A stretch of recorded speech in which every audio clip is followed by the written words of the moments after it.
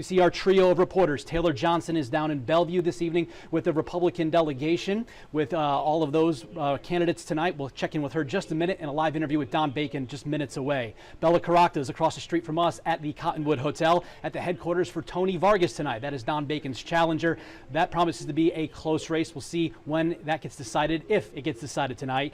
Dave, as you can see here, we're all looking at our phones because that's where the results are. The results just came in, and you can hear that it's a solid lead for Tony Vargas here with those second rounds coming in. And standing next to me is his colleague, Nebraska State Senator John Kavanaugh. John, you have your own re-election, which we'll get to, but right now, as you're scrolling through those results with Tony Vargas in the lead, how are you feeling?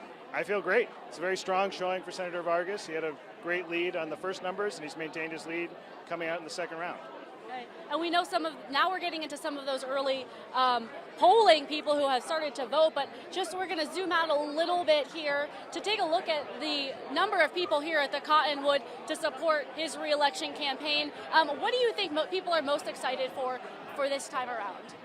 For Senator Vargas to be our next congressman, people are excited to have a congressman that represents the people of the 2nd District in their opinion about representing women's rights, representing equitable tax code that is for families and working people. Okay. Now, when you talk about that, also those ballot initiatives, I'm going to touch on that here because there was a loud response when some of those results came in as well. What are those early indications of, the Protect Women and Children along with the Protect Our Right to Abortion, those two competing abortion initiatives? Let's touch on that just a little bit. Okay. Well, so 439, which is the Protect Our Rights ballot initiative, is out to an early lead, and 434, which is the one that would enshrine in the Constitution the current ban on access to reproductive health care, is behind. And so I look forward to watching the numbers as they come in, but feel very good about the early numbers on that. All right, and he has his own re-election campaign. You're a Nebraska State Senator, along with your sister. Tell me a little bit more about those early numbers that you've seen and how you're feeling. I feel great about my numbers. I worked really hard in my election, connect with the voters in my district, and right now I think I'm up about 70%, and I hope to maintain that and go back and serve 4 more years in the legislature. What's your biggest priority for the next 4 more years? I've got a plan about universal homestead exemption that I plan to bring next year that I know a lot of other people are interested in. It's a bill that didn't get a fair hearing in the special session about property taxes, but it's something a lot of people are in favor of.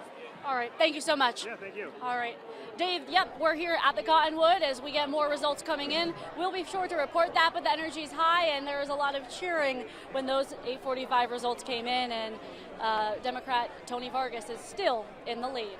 Back to you. The watch party for Tony Vargas is here, and alongside me is Nebraska State Senator and colleague of Tony Vargas in the Nebraska legislature, John Frederickson. Now, you have helped campaign for Tony. He ran back in 2022. How do you feel like this year is going to be different?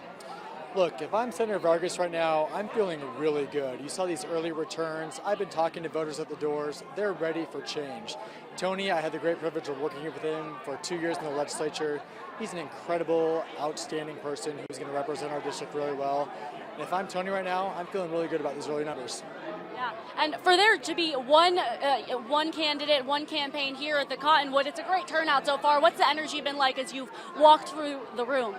The energy is incredible. People are excited. People are fired up.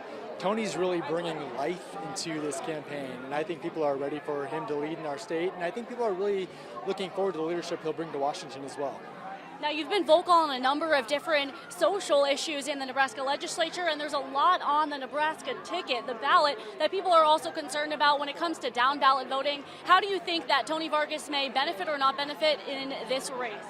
Well, there's a lot of things turning voters out this year, right? We have a number of ballot initiatives, and let's be clear, the polling is crystal clear on where Nebraskans stand on these issues. Nebraskans support access to reproductive health care. Nebraskans support access to medical marijuana. This is across parties and across the state. So I feel like this is going to benefit Tony.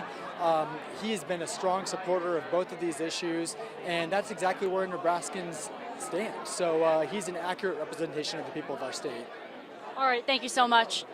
All right, that is State Senator John Frederickson, and here we'll have more as more results come in. Right now, we saw those early numbers. Tony Vargas is in the lead, but as we know, that's early voting, and there's still a long night ahead.